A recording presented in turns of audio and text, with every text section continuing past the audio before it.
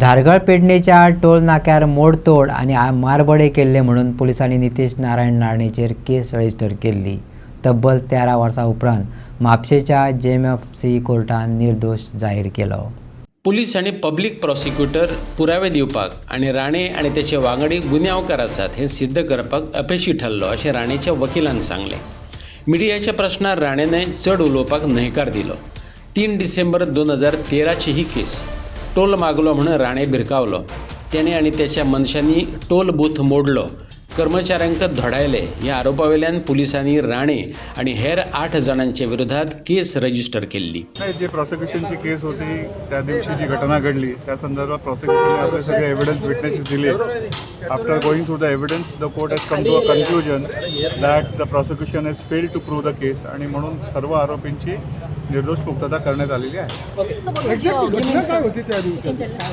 ती घटना होती की आपल्या सगळ्यांना माहिती आहे की काही लोकांवरती असॉल्ट झाला होता आणि त्या असॉल्ट करण्यामध्ये नितेश राणे आणि त्यांचे सहकारी होते अशी प्रॉसिक्युशनची केस होती।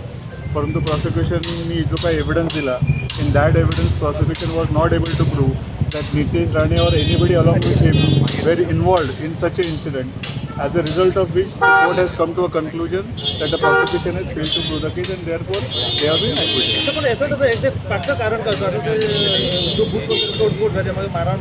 कारण काय होतं त्याच्याबद्दल आपण सांगू नाही शकणार। प्रॉसिक्युशनची केस काय होते एवढं मी सांगू शकतो। प्रॉसिक्युशनची केस अशी होती की त्या दिवशी जे कोणी तिकडे कामाला लोक होते त्या बूथवरती त्या बूथवरच्या एका व्यक्तीला असॉल्ट केला होता अशी प्रॉसिक्युशनची केस होती।